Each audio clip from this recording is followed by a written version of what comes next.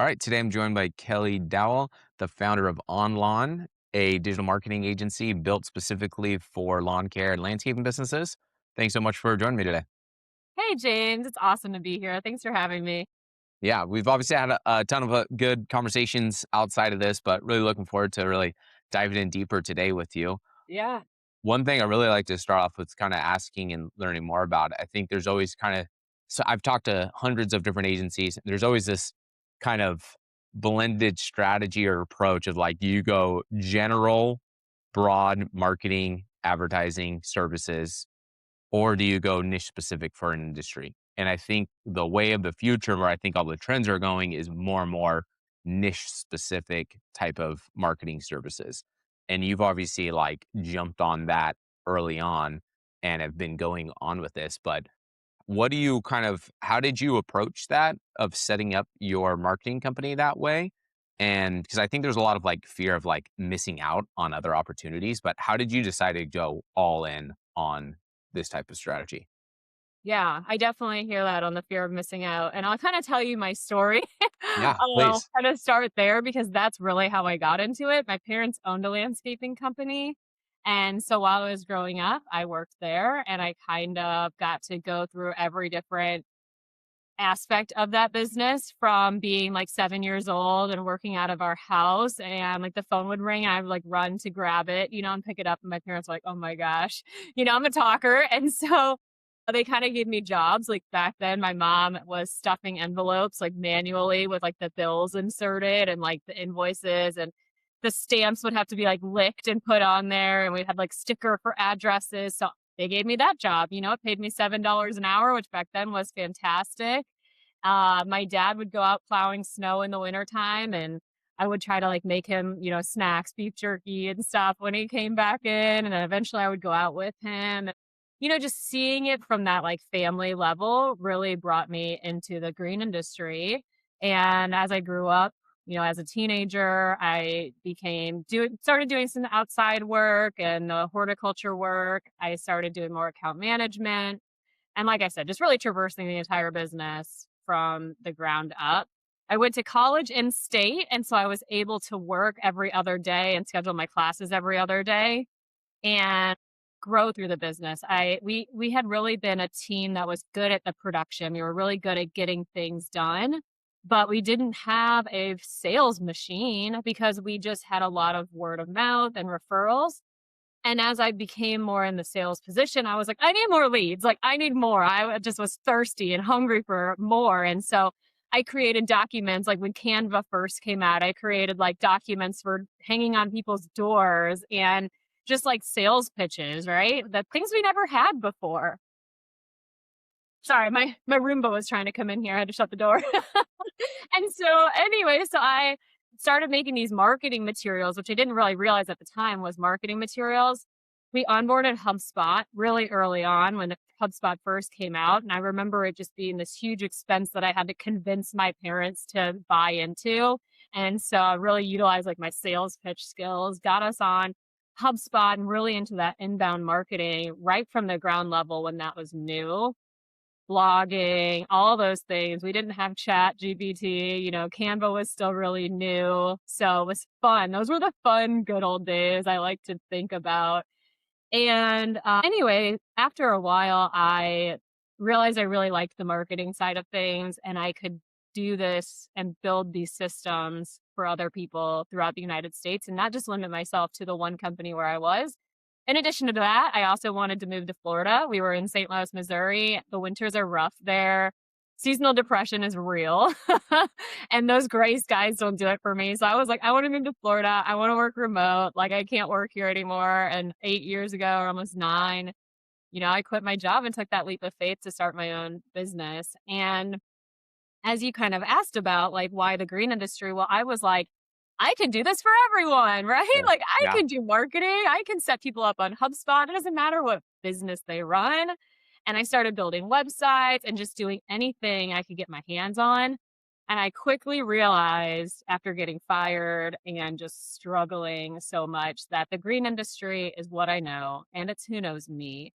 And so that really, I mean, I'm half black. I did a sunless tanning spa website. Like, I don't know about that, you know? And I did roofing, which you would think like home services, but oddly enough, that wasn't for me. Even like power washing, like strictly power washing, that wasn't for me either. So I just stuck with what I know, and that's lawn care and landscaping businesses. And it's kind of a blessing in disguise because it works for me and it becomes my secret power when I get on phone calls with people because they're like, "Why should I choose you?" And it's like, "'Cause I know this industry inside out. I know what questions to ask you. I know how to get specific. I know what your customers want to know. I've had your customers. I've sold to your customers. I get it. And so that's why I am where I am. It's not for lack of trying. It's because this is what works for me, to be honest." Yeah, amazing. I think there's just so many good lessons and learnings out of all of that. Is that first of all, I love that you're like working in the business like early on and working alongside your parents. I think is like fantastic. I think so many people have lost that opportunity because people have been, you know, mom or dad go to an office and you don't see them working. And I think so many kids have like kind of like lost that understanding or the entrepreneurial spirit or the work ethic because they don't see their parents working because they're, you know, and you got to really live hand in hand and side by side them and do things with them. And that probably just created so much good foundation for you, which I think is amazing. But I think it's really what you said is that that really insider context and knowledge is what makes like those little details is the differentiator. And I think even like there's a lot of similarities with like AI right now. Is like a lot of people think like, oh, AI can replace this or that, but it's the context and the little details of knowing what's good and what's bad, or what are the right questions to ask, the right inputs to put in that gives the outcome. And I think that's really the difference between a generalist agency and a very specific agency for a specific service. Because, Yeah. like, from your experience, what have you seen like a general digital marketing agency hasn't been able to do for lawn care service companies that you've been able to do? Maybe you took over, you know, what another marketing agency was doing for them before, but they're kind of more just a general marketing agency. Like, what are some of the things that you saw like they weren't doing for this specific industry that you've been able to Yeah. provide? A couple things. I mean, that's generally where most people come to me from. A lot of people get married into the agency that built their website. So maybe they got somebody to build their website who's local. It's like their niece's friend or, you Sure. know, something Yeah. like that. And they built the site and then they're like, "Hey, did you know that we also do social media or we also do email marketing?" And then they start doing things through them because that's what they know. And I don't think that's a bad thing. It's a great place to get started. I love when people work with local people, you know, and that's cool and all. But I think after time, they find out that they're having to do a lot more work. They have to do a lot more inputs, babysitting, and oversight than they do when they come to Onlawn. We already know these things. We know what to look for in the photos that they send us versus just putting out kind of anything that they send us. I mean, we look for things like, are the crews wearing their proper safety PPE? Are there flags in the yard that we need to edit out? Are we showing the numbers on the side of the person's house, like any distinguishing addresses and things like that, that we just know to look for that maybe some other companies not in the industry really know? We don't have to ask a whole lot of questions when it comes to like, what plant material is this? And things like that are just more common knowledge to us, and they don't have to explain it in a level of detail. And we also, when we write content for them, we know, like you said, the questions to ask. So it's not the general questions on, tell me about aeration and overseeding or tree removal. Like we find out what they do different than any other company that we work for, that we know of, or anything like that. So that really just boils down to the amount of work that the owner or the person in charge of managing the marketing team really has to put in. It takes a lot off their plate. Yeah, absolutely. Yeah, I think that can't be reinstated enough is those like little details like that, like I would never know Yeah. to think or this right? Because you're not Yeah. involved in that day to day. You're not like that invested. And I think the other thing that's so important is that, you know, clients always want to see like case studies. And do you have case studies specific for my industry, for my vertical, what I'm doing that is really transferable? And I think you probably build up a huge amount of case studies for that. So you like a ton of proof. and testimonials of like, we provide this service for this specific industry and you're in that industry. Right? It just makes sense. It's And tough then, though, because from an agency level, like, I have to train my people to know this. sure. I try Yeah. to hire people who have knowledge, at least a passion for the industry. So we have a lot of internal documents that are like checklists on things to Mm, look for. And it's taken me years to develop this because everybody on the team has to have that same level of knowledge, that like tacit knowledge that I have from 30 years of being in the industry. And so, it's like that from an agency. I know that this, podcast really is targeting agency owners and leaders. That's something that we, to struggle with to this day is like if we are going to go really niche with this, everybody on your team has to be on board and also have that same level of knowledge. If you bring somebody on who's a great graphic designer, does awesome socials and video editing and things like that, they still have to get it. And from a grain industry perspective. So, what systems can you put in place to help with that is pretty critical. yeah, I think that's the other part of it. I think that's so valuable is like one, you have all the proof of the work that you've already done. And then two, does that speed up or expedite the services that you offer because you kind of know the template of what to look out for, the checklist, all of that, right? And you can really insert those systems and make them repeatable and faster to onboard and deliver because you've done this before. And the lawn care service in South Carolina versus Missouri, there's probably going to be some differences because of geographic differences or where those companies are at in their growth phase. But there's going to be a lot of overlap, right, in Yeah. similarities of what you need to deliver for them. So Yeah. you're able to kind of expedite the onboarding, setup, Yeah. delivery process. Yeah, but it's tough. I mean, I will say it's a challenge, especially like right now, my growing pains is trying to we have more and more clients and I can't be the account manager for everyone. Mm, And so I know that people on your podcast have cracked this code. But that's one that we're like growing through right now is like finding an appropriate account manager because I think the value that I bring is on our monthly or biweekly calls is that I'm able to get the gold out of our clients and kind of ask the right questions and those sort of things. Now, if I don't jump on those calls and I send somebody else to do that, we're going to be again in that position with the competitors we have of those local businesses who don't know what to ask and don't know what to say and can't give good feedback and have more questions than answers. And so that is where I'm at now is like, how do you find that clone of yourself sure. and like, Yeah. duplicate this process. So, if anyone listening to this has cracked that code, please send me an email so I can chat with you because that's where we're at. It's a challenge when you get really niche like that. 100%. In the growth phase for agencies, that's the biggest challenge because Yeah, fundamentally, agencies are a service based business and it comes down to people yeah, delivering high valued expertise work. And so then it really comes down to uh, training and consistent training and providing resources to build somebody up.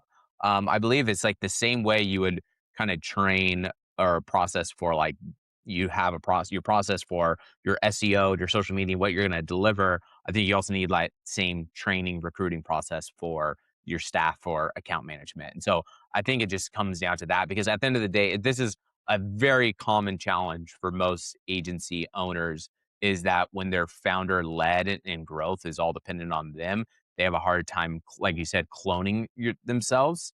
And that really just comes down to like, you're never going to be able to hire you again, yeah, right? It's impossible. You can't find another Kelly. There's only one Kelly. But can you find somebody else that has good morals, ethics, values, principles, and a hunger to grow and learn and then train them up? I think that's really the only way that I've found that it really works because I've been in a very similar situation as you is like how do we do the knowledge information transfer to the yeah, next group? yeah. Yeah, and I think also the other part of that too is like everybody has the part of their job that they really love, and then of course the parts that you don't love. But the part of my job I really love is jumping on these calls. I love getting on calls with clients and catching up for the first 10 minutes and seeing how their kids are doing and what Yeah. vacations they've been on and like just chatting. And then I love being that problem solver. Sometimes they bring problems that aren't even marketing related And I'm able to say, okay, here's something that my clients have done or that we did, when I worked at my parents' company, or things that aren't really even marketing. They just ask about, I know a lot about the software of the industry, and I have a lot of people in my network. I'm able to say, oh, I don't know, but I know John would know. Let me hook you up in an email. And, same way you and I have kind of connected with other people. It's like just being that referral is like so fun to me. And so I would miss that too, but I'm getting to the point where my plate is full of meetings, and Right. it's like meeting, Yeah. meeting, meeting, boom, boom, boom. Yeah, it can be overwhelming, but I always talk to, like, especially small to medium-sized businesses. I really think you could do this strategy, which is like, I think oftentimes, like, the standard advice is like, you you have all these tasks in a business, and you should, as the owner, go up the task list of priorities to focus on, like, what's most priority. But I think the other approach is like, do the things that you love to do and then hire for the things you don't wanna do. Even if some of those other things might be higher value. Like, one example would be, like, usually it comes down to, like, being, the leader, it comes down to, like, sales and recruiting. And it's like, if you don't love sales and you don't love recruiting and training, can you hire for those pieces so that you can continue to do the things that you love to do, which maybe is account management and really being the relationship driver for the business, right? It's like that's where I think a lot of people go wrong is they end up creating a business and then doing all the things that they hate doing because they hired for the things that they love to do.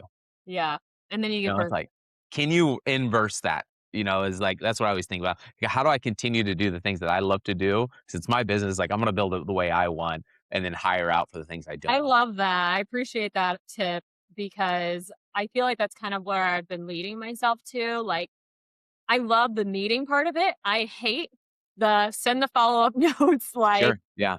quarterbacking, like, okay, this is what blog we're gonna write. It needs to be assigned to this person. We're gonna do this, we're gonna do that. So I've been like, great, I'll jump on the call, but when we're done, I want to shut my laptop and walk away. And so now I have somebody who kind of takes that, compiles it all, gives it to subcontractors or whatever so that I can walk away and just be done after that call. But that's been a lot of like setting up processes, setting up systems. Obviously, we record all of our calls and so I appreciate that advice because I think that's where I've been naturally kind of going and wondering, is this okay? Like can they do the back end work as long as I am there on that call? So, and I like that. Right. Yeah. So I don't see anything wrong with that. I think you 100% can. And again, I think it just comes down to like, how do you build your company that fits what you need? And yeah. right. And there's like different stages. If you're building a 1,000-person enterprise, probably is a different growth strategy and like what you need versus, a smaller to mid-size organization. So I think it comes down to like what your goals are and like kind of where you're at. But I, I think 100%, like what you just said, you can absolutely do. Like hire the project manager that can operate and take off all those tasks that you want to do. A good book that I read that really kind of breaks this down was Dan Martell's Buy Back Your Time. And he Okay. talked about like the ladder of responsibilities. And it starts with like you first outsource like your administrative tasks and then your operations and delivery for your clients and then your marketing and then your sales and then your leadership tasks and you kind of go up that value ladder. But I think that's a great approach, but I think you could also take the approach of I'm going to hire for different people within that value ladder and so that I can focus on continuing to do the work that I love to do. Well, and like you said, as long as it's scalable for you, like I'm a lifestyle business. I'm not trying to be the biggest, like I want something that sustains my life in the way that I want to do it. I have a 2.5-year-old. I don't like working. I don't take calls on Mondays or Fridays. And it's not that I'm not working. I'm doing like head down kind of admin work. But I like those days because sometimes if it's pretty light, I go do something else. I ride my bike, I go to the beach, like, let's be honest, I take my kid out of school and hang out with him, and for me, that's okay. I That's what I wanted to do when I quit my parents' company. Like, I wanted that freedom to wake up when I wanna wake up, go to bed when I wanna go to bed, and so if I wanted to build something that's, 1,000 customers, I don't know that I would still have that lifestyle business type of feel where I you just but right, so you just have to charge more, right? Bring more value, charge more for less clients, and then figure out how to make that work style work. Yeah, 100%. Again, like, I think it just comes all back down to, like, what business do you wanna build, and how do you want it to serve you, and how do you want it to serve your clientele and your customers? Because I think that's where a lot of people can kinda go wrong is they'll chase the next one, but those next lower end clients may just take up too much of your time and really not drive any type of revenue. So how do you focus on the clients that are really driving all your top line revenue, not taking away from all your time and effort? Yeah. But I think you can absolutely, I think the goal is build the business you want. I think there's a lot of online attention around just grind and work 1,000 hours a week and just overwhelm yourself with work and just try to grind to grow to the top 1%. And that's a strategy if that's what you want to go for. But I think there's also a strategy of build the business you want to build that fits your lifestyle and how you want to work. Yeah, and on, like, that note, I know that one of the reasons you and I connected is because I've made the decision that we don't do paid advertising. It doesn't make my heart sing. It doesn't make me happy in any sort of fashion. I don't even like overseeing. I don't even wanna hire somebody for it, right? Like, I just don't love it, and while we've done it, it's fine, but I'm more of that creative and, like, right side brain, and I feel like with paid advertising, it's more of that, like, if you spend $1,000, we can do the math, you will get this many leads, and that many leads should turn into this many customers. I'm like, I don't work that way. Like, we specialize in organic content marketing, blogging, website stuff, emails, and social media, some automations, texting, things like that. Like, that's where we really spend our time. So our clients, if they want to do paid advertising, which 90% of them do, we have people like you that we refer them to, and sometimes collaborate with and partner with. Monthly we'll meet with them and kind of make sure they get the branding that we have and all of that. But for me, that's just not something that we want to offer anymore because it doesn't make me happy. And I'm at the point in my life where if it doesn't make me happy, like, I'm not doing it. And so I know one of the things I wanted us to, like, chat about was, like, asking you, like, where you find that value and having, like, partners such as Onlawn who focus specifically on organic content. How does that help you guys, or does it not help? Or, like, how does that work within the business that you've built when you have partners like that?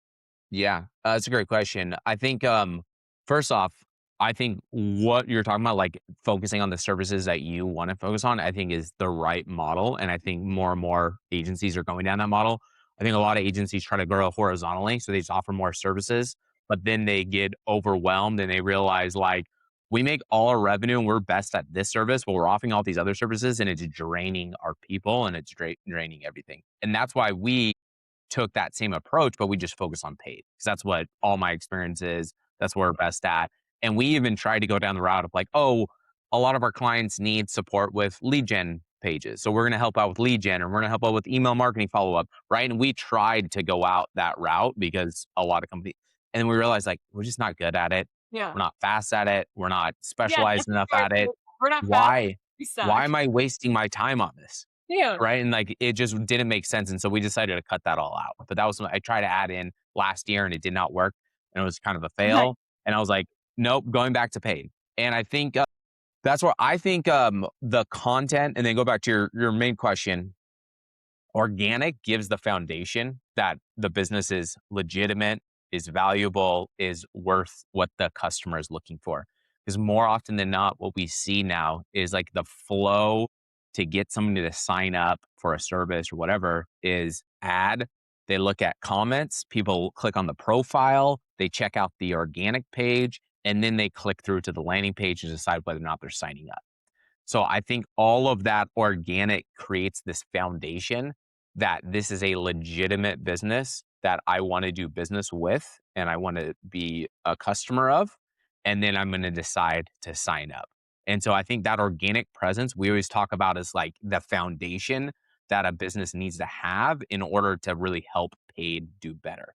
What do you think So when people don't have that? Or do you take on clients who don't have that foundation? Or, like, how does that work? yeah, I mean, we do if they're like, we need to run paid, we don't have time, especially a lot of like earlier companies that are kind of not as well established or have a very low level of organic. And it can work if the offer is really good, but we just see the ad performance work significantly better, especially when you're talking about like in social media environments, Facebook, Instagram ads. We obviously run a lot of like TV ads and audio, and that has a little bit less impact. But the impact on like TV and audio is, do you have a good search presence? Because if somebody hears or sees your ad consistently and then they go to search, can they easily find you, right? Can they remember your name from the ad or remember a phrase from the ad, and then does your page pop up? So all of the organic support paid, and paid then helps drive more to organic.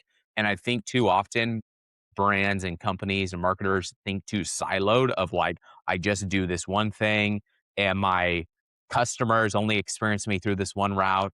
And it's just not true. People have very dynamic media habits and are using a lot of different media, a lot of different channels, and can come up to different angles, different ways. And it's about being where your customer is consistently and easy to find, and attracting them to, Well, and get I whatever product or service you're especially selling. for a higher ticket item or service, if you're selling a $20 water bottle, like a paid ad, not that hard of a decision. Do I want the water bottle or do I not want it? Okay, big deal, buy it or don't. But if you're selling $100,000 pool, outdoor pool and living space or more, that's not just for most of us. I mean, some people maybe can just drop that like it's nothing, but a lot of people want to make sure they're making the right choice. They want to validate the decision. They don't want any buyer's remorse. They want to make sure that they're not getting ripped off, that this is a fair price, and all of these things. And most of the time, a lot of these projects are a one time. How many pools do you need to install in your backyard, right? One. You don't need to do Mhm. maybe at a different house, but you don't need to do it that often. Maybe people do that once in their lifetime. So all that research that comes before that at all the different stages in the buyer's journey, you have to answer to them. Things from like what types of materials all the way to like what's pricing look like and the sales process, and does it include a 3D rendering, and all of these sort of things people want to know about.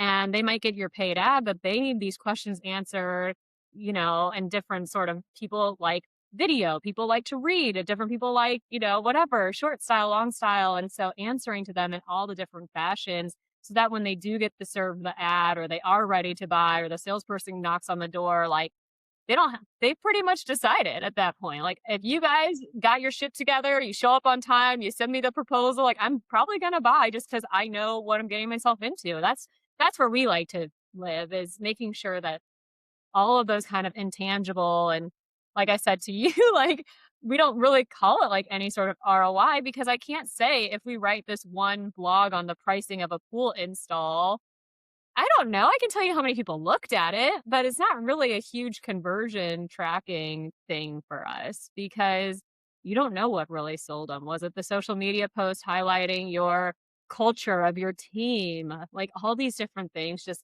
build that level of trust and give you points in their head or detract points if it's not there.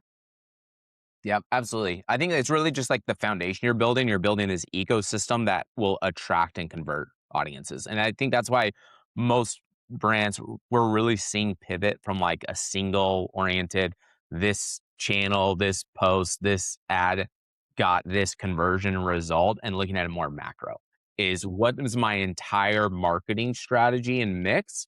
And then how does that relate to how many leads, how many sales that I'm generating overall, and looking at it much more macro. And I think that's the right approach, just because people maybe will see an ad and then they're going to look at your social and they're going to look at organic, and then maybe now they're going on chat gpt and asking chat gpt and then getting more information and then going back, right? It's just like, which one really should get the attribution? I think all of it supports.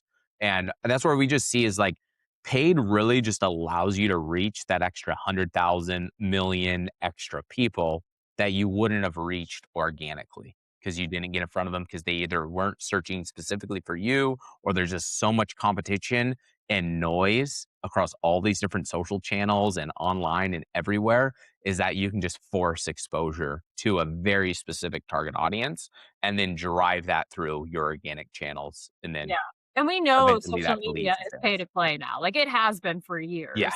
We Yeah. know this. We know that just throwing up a post every Monday through Friday is not going to get you any sort of new leads organically. Like you have to put some money behind that if you want to reach new audiences, or else it's going to keep showing to the same 10 people who are always going to like it, comment, and it's probably like your mom, your top client and like your neighbor, Right. like those Yeah. are people that like are Yep. reliable and like me because I'm like, yeah, we posted that, right? Yeah. Yeah, So exactly. Like, whoever's engaging just gets that yeah, content more, and if people who aren't engaging don't get it, and that's why you'll probably look at your social analytics, and you'll see maybe you have a page that has 10,000 followers, but each post maybe only gets exposed to, like, 1,000 or maybe 2,000 or something like that. So you're really, even though you have 10,000 followers, you're only reaching 10 to 20% of your audience on any given post, and I think that's just what paid allows you to do, is that they wanna encourage, and they're trying to, obviously, it's a Facebook and Instagram are a sales organization, and I think people oftentimes forget that. They're in the business of selling ads, and so they wanna sell ads, and you just have to make it and figure out a model that works best for the business in order to drive that that investment in ads pays off in the long run. But without the organic presence, people don't buy. People, like, your chance, unless you're selling, like you said, like a widget or some small product, something that's like a very low commitment type of product, sure, those things can sell just through ads, no organic presence. But anything higher value, high ticket, absolutely, like, you need that social presence, because that's the first people go look, is to verify, is this a legitimate business or not? What are their testimonials? What are their reviews? What are people saying about them? All of that. reviews, those are huge.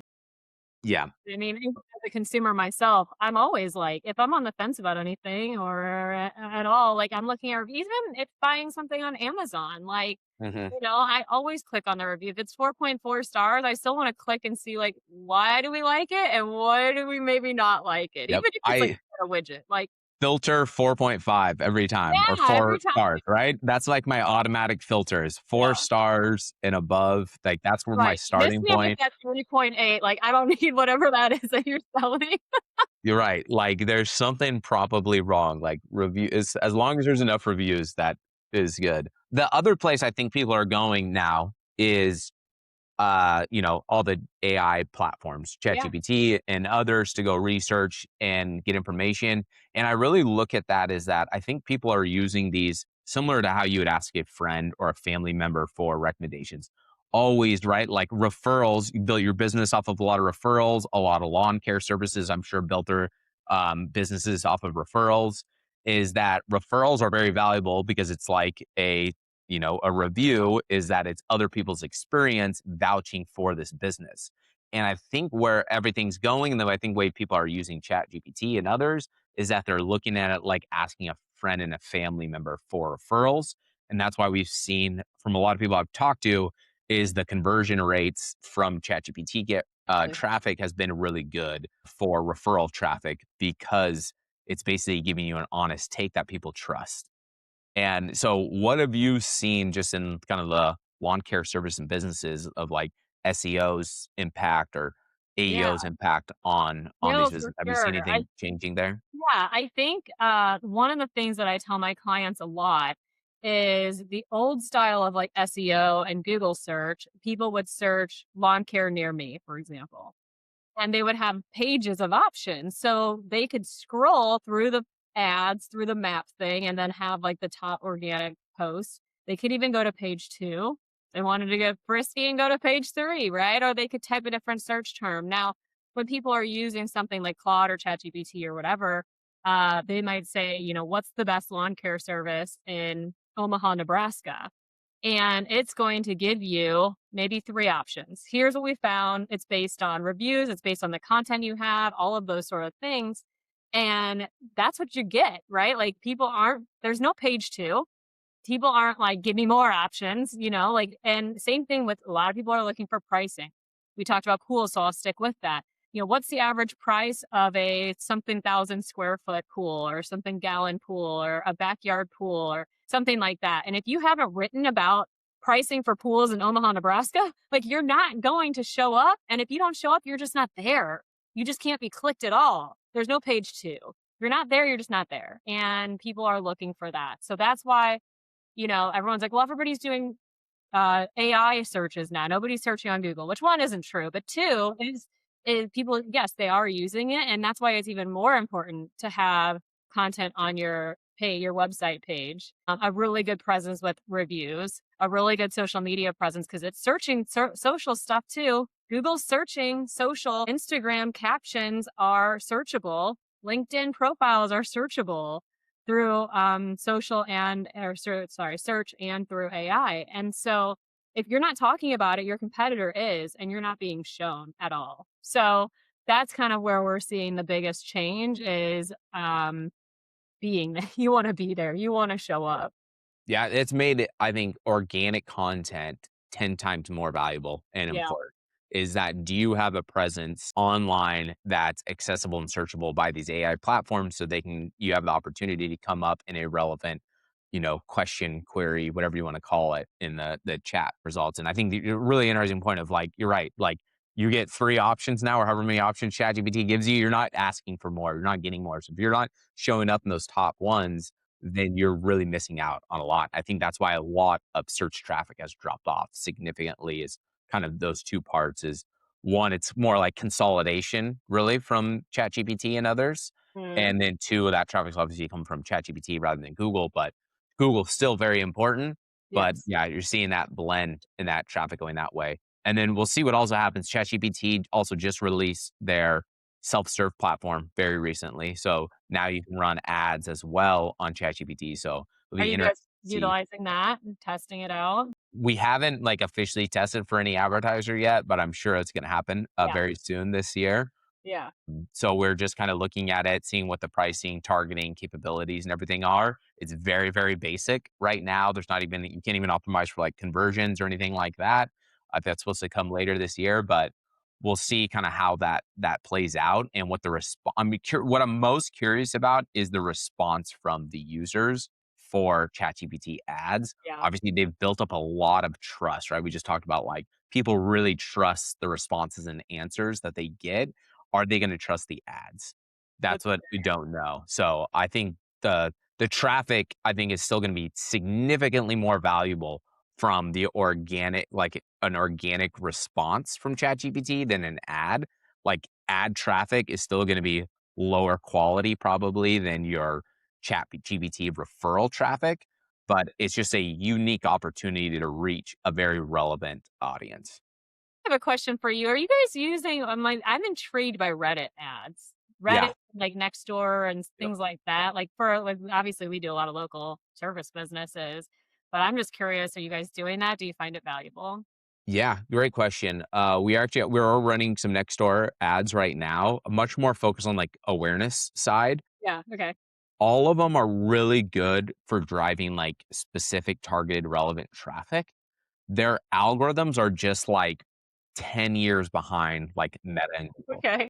So if you want like a conversion optimized campaign that's really focused on like optimizing for leads or Yeah. for sales, It's like fun. it's just not there yet for like really driving those conversion Is that actions. And so Nextdoor like and Reddit or just Nextdoor? both. Yeah, Reddit and Nextdoor. So, like, we've ran them, we've experimented with them. The targeting's really cool. You can very specific, very niche specific audience. We look at those as like your secondary Okay. ad channels that are very niche specific for targeting a very specific audience or location or Yeah. content category.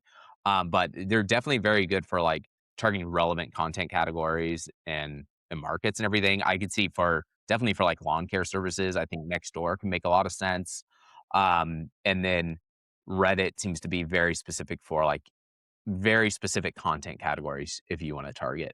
So I think they're very cool, unique channels. I wouldn't overinvest in them, but they have their kind of place for specific advertisers. Yeah. Cool. Interesting. I mean, I get asked that. I've been asked that recently, and I've been curious because I don't do Nextdoor, but I like Reddit, and Yeah. I'll ads that served to me on Reddit, and it's mostly like Canva or AI stuff or like things Yeah. like that. Because obviously that's the world I live in. That's the searching and crap that I do. But Yep. yeah, And those advertisers, they're so big, they want to be everywhere. yeah, And I think there is a strategy that I see that I recommend to some small to mid-sized companies is that there is a strategy where you can be everywhere. Is that what you do is you have your kind of main traffic sources, and that's like a mix of maybe organic and then really prospecting cold traffic for Google ads and meta ads. And then you place pixels to do retargeting everywhere else. So Yeah. you retarget on Nextdoor, you retarget on LinkedIn, you retarget on Reddit, on X, And those on are people with YouTube. more interest because on your other ads, right? Yeah, because those channels aren't great at prospecting to drive sales.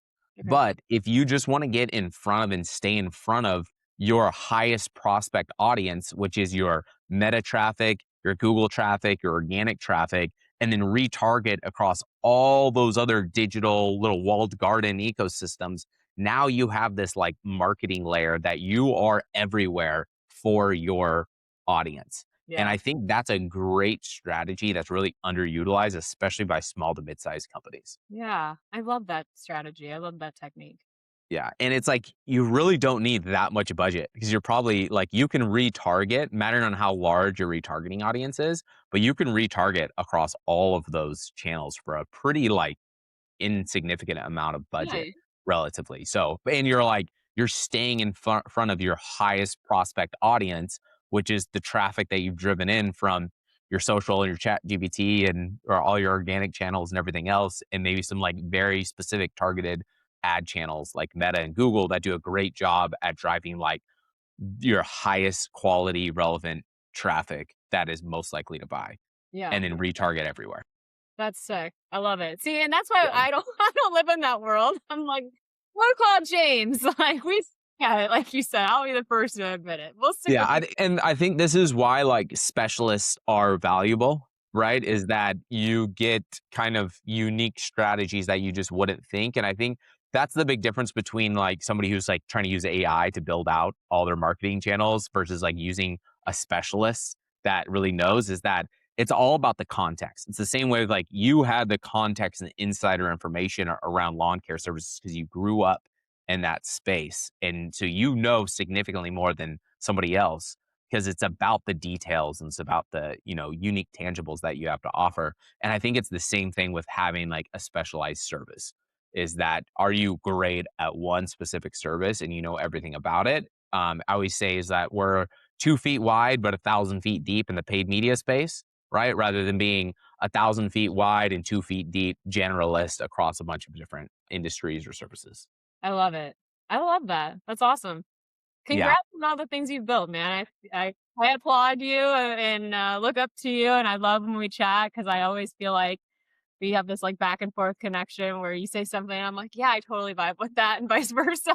Yeah, exactly. That's why I think these conversations are so fun. Is like it just gives a chance to really like focus. Otherwise, you just wouldn't do it, right? Just like right, Totally. you put it off to the side, focus on client work and everything else. But those things are all important to do. But these conversations are fun. This is But fun. last question for you: if you give yourself one piece of advice when you started your agency, what would it be?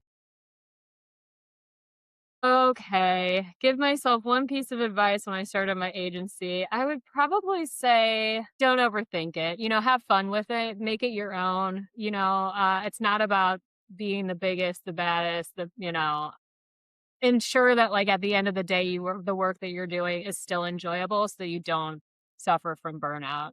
I have my partner and I like he's like planning retirement and like stocking money here and like putting savings over here for the baby and like I'm like I don't know like whatever I plan to work because he doesn't want to work, he wants to retire, and I'm like I plan to work till I die. Like I love what I do.